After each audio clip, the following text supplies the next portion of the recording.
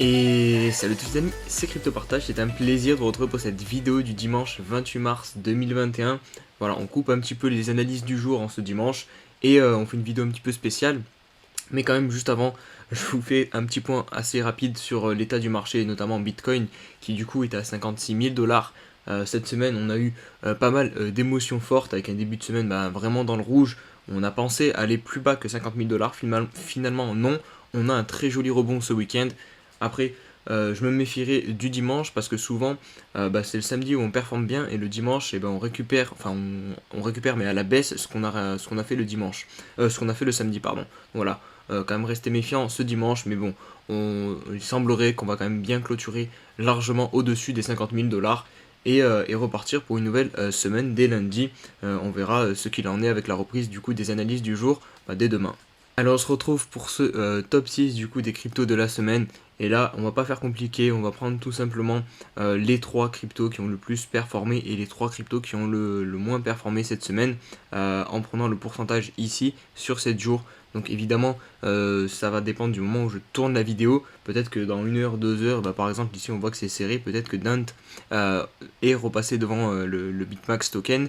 Mais bon, c'est comme ça, pas de chance, je tourne à ce moment-là. Donc pour tous les fans de Dant, tant pis. En tout cas, on se retrouve avec Storj qui nous fait plus 300%, ANKR plus 73% et le Bitmax token donc qui est à plus 75%. Et si on prend les 3 sous-performeurs, du coup on va prendre SushiSwap, moins 15%, le Synthetix, le SNX de Synthetix, donc 14%, et IOST qui fait moins 13%. Juste avant de passer du coup sur les graphiques et d'analyser toutes ces cryptos, n'oubliez pas comme d'habitude de mettre un petit like, un petit commentaire pour soutenir mon travail et aider les vidéos à être mieux référencées. Et aussi à vous abonner du coup maintenant, les 7000 c'est fait, direction les 8000.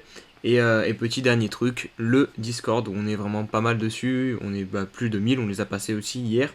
Et vraiment il y a une bonne ambiance. Et de me rejoindre aussi sur le Twitter.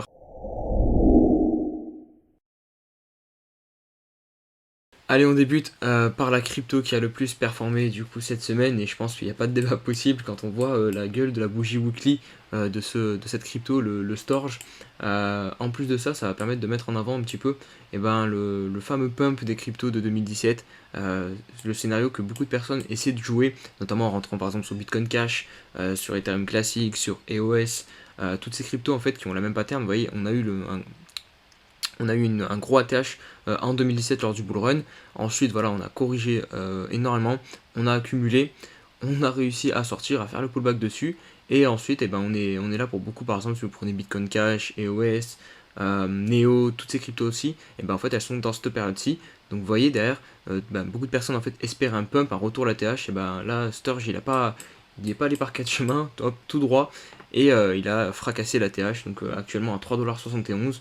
Donc évidemment, pour les personnes qui ont joué ce scénario-ci, c'est parfait. Maintenant, vous pouvez prendre vos bénéfices si le but était de jouer l'ATH. Parce que là, du coup, je me méfierais. Évidemment, on est monté beaucoup trop fort. Et là, je suis quasiment sûr que derrière, ça va corriger énormément pendant un bon moment. Vous voyez, en plus, au niveau du RSI, on est pile poil sur le plus haut jamais atteint. Après, on n'a pas le RSI d'ici, donc ça fausse un peu les données. Mais ici, vous voyez qu'on a atteint sur un point très haut. On est à 91. Donc ça m'étonnerait qu'on ait encore une bougie verte de la même taille la semaine prochaine. Après voilà, tout est possible sur le marché, mais disons que vous ne mettez pas les probabilités de votre côté. Allez, on se retrouve sur SushiSwap. Je me mets en weekly parce que voilà, le principe de la vidéo c'est d'analyser les cryptos qui ont le plus performé sur la semaine. Donc voilà, je reste sur cette unité de temps, même si là on n'a pas énormément d'historique du coup.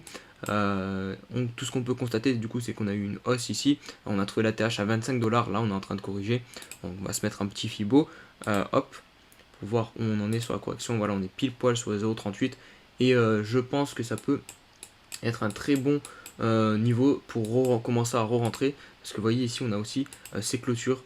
Attendez, je vais enlever le Fibo, hop, vous voyez mieux. Voilà, on a aussi ces clôtures-ci qui vont nous servir de support, donc le niveau des 15$ tout simplement. Donc je pense qu'ici ça peut être un très très bon niveau pour commencer à rentrer. Sinon après on a le 0,5 qui se situe aux alentours des 12$. On a eu 2 mèches qui se sont arrêtées par ici, même 3. Donc voilà, ça peut être aussi un bon niveau et je pense qu'on n'ira pas plus bas sur SushiSwap à court moyen terme puisque voilà, on est en bull run et je vois pas pourquoi on descendrait plus bas, surtout que voilà, c'est un bon projet. Au niveau du RSI, on voit bien que ce mouvement est stoppé par ce double top, ce M.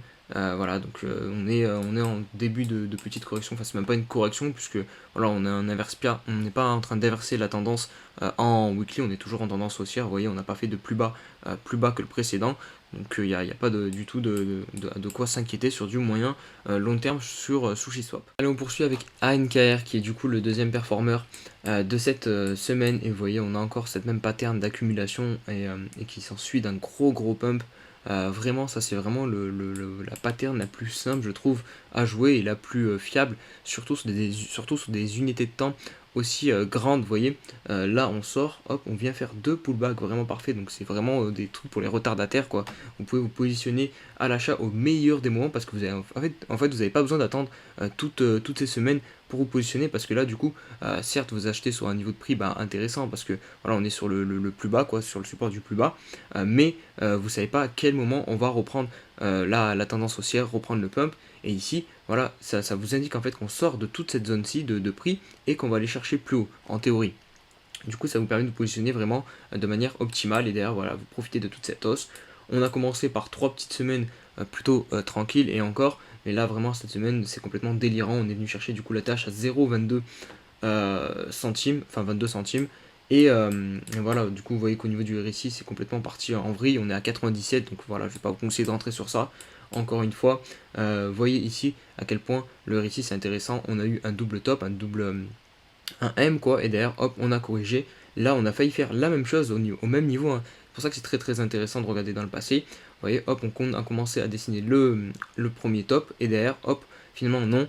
Je pense que c'est dû au listing de l'annonce du listing sur Coinbase qui a fait repartir totalement la machine dans une phase complètement euphorique et délirante.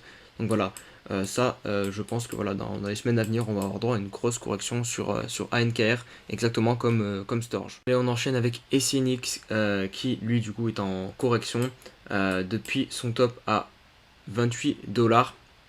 Voilà, lui pareil, il n'y a pas beaucoup d'historique, j'ai juste un petit range ici qu'on a cassé, et derrière on a eu cette grosse hausse qui nous a mené jusqu'à la TH, et depuis on corrige. Donc évidemment là, plutôt simple, on met un petit Fibo pour voir où on en est.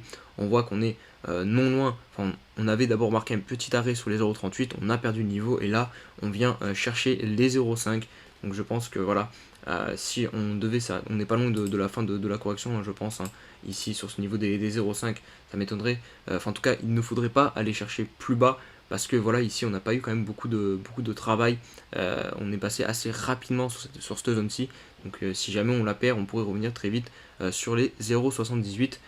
Mais c'est pas le scénario que je privilégie, parce que voilà, on est en bull run et ça m'étonnerait beaucoup qu'on corrige aussi fortement sur des projets comme SNX. Donc voilà, cette zone là, ça peut être très intéressant de commencer à rentrer sur SNX.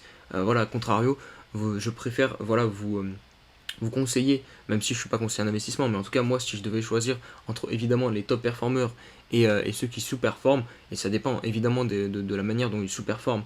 Il y a des graphiques qui sont dégueulasses à voir. Si voilà, on avait une grosse bougie weekly qui descendait comme ça, tout droit, sans aucune réaction nulle part, non, là je vous conseillerais pas de rentrer, mais là quand même on a de la réaction, on voit que on réagit sur les niveaux Fibonacci. Bon, après là c'est pas non plus optimal parce que vous voyez, on n'a même pas cassé encore l'oblique de cette correction. Si vous voulez un peu plus de signal encourageant, il faudrait peut-être attendre qu'on casse cette oblique, qu'on se stabilise en fait sur un niveau pendant un peu plus longtemps.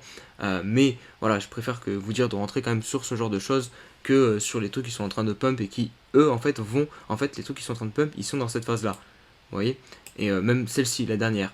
Et donc vous allez investir ici, et derrière vous allez vous manger toute cette période d'attente, de baisse, où il va rien se passer, et du coup votre capital va être bloqué et vous allez perdre de l'argent. Alors que si vous investissez sur des projets qui ont certes connu un attache il n'y a pas très longtemps, mais qui ont déjà connu une belle période de correction, et vous rentrez dans un moment bien plus optimal. Allez, on va terminer le dernier performeur par le BitMax token, et lui il a vraiment fait une hausse incroyable depuis début février, où il coûtait à peine 10 centimes, et il est venu chercher les 3,2$ au maximum à son ATH tout simplement cette semaine. donc c'est vraiment une hausse incroyable. Encore une fois, voilà, je vais pas vous conseiller de rentrer sur ça, mais il y a un point aussi que j'aimerais aborder parce que voilà, je vous dis tout le temps que les trucs verticaux comme ça, bah, c'est très dangereux, qu'il ne faut pas investir dessus. Alors oui, je pense qu'il ne faut pas acheter dessus évidemment, mais pour toutes les personnes qui du coup sont positionnées sur ce genre de truc et qui pump, et ben comment on fait pour prendre ses profits? En tout cas, ma manière à moi, je pense que le plus intéressant, c'est de vendre par petits bouts, par palier. Parce que évidemment, là par exemple, on aurait pu se dire, voilà, un RSI à 95, c'est très dangereux, en plus on commence à marquer une petite baisse. Donc voilà, je vends ici, voilà, on a trouvé le top. Sauf que regardez derrière, la hausse incroyable qu'on a eue sur ce token. Donc vous aurez tout loupé en fait si vous avez tout vendu ici. Donc ce qui est intéressant de faire, c'est de vendre par petites parties. Comme ça, vous pouvez choper, en tout cas être le plus proche possible de l'ATH et choper le maximum de la montée tout simplement parce que voilà dans les phases euphoriques comme ça ben, c'est très compliqué en fait de trouver le top même vous voyez que même quand l'indicteur le RSI est à son maximum et ben finalement ça nous a pas forcément indiqué le top, ça nous indique un petit top court terme. Vous voyez parce que derrière on a eu une petite correction mais derrière on est reparti aussi très fort donc voilà vendez par palier et aussi acheter par palier c'est vraiment ce qu'il y a de plus optimal à faire en tant qu'investisseur je trouve. Allez, on va conclure par EOST. Donc pareil, il y a encore une crypto de 2017 qui a connu cette zone d'accumulation et ensuite à pump. Alors lui, il est venu s'arrêter pile poil sur cette résistance qui correspond à ce top en mai 2018, donc des 0.07, vous voyez. Il a tapé pile poil dessus. Derrière, il a corrigé. On va se mettre un petit Fibo pour voir jusqu'où est allée la correction. Hop. Alors, on est venu chercher pile poil les 0,61, voyez, et ensuite on est remonté et on est revenu chercher les 0,5. Donc voilà, des niveaux Fibonacci encore très pertinents. Cependant, quand même, je me méfierais. Je pense pas que la correction soit forcément terminée. Vous voyez, on monte. Pour l'instant, on garde cette oblique, donc c'est très très bien. Elle nous ramène vers cette résistance, mais quand même, j'attendrai de casser la résistance et d'espérer peut-être un pullback pour acheter plutôt que de racheter pile poil sur ce niveau de prix sous résistance. D'autant plus qu'au niveau du RSI, vous voyez, on a marqué un énorme M ici, même là au niveau du court terme on en a fait un tout petit, donc ça m'étonnerait pas qu'on casse cette oblique et qu'on consolide encore un petit moment sur Yoast ou même qu'on descende un peu plus bas, parce que il me semble, j'avais checké vite fait les moyennes mobiles, vous voyez, la MA21 est quand même très bas, elles sont très basses les moyennes mobiles, donc on pourrait revenir peut-être sur cette zone-ci carrément des 0.025 sur Yoast.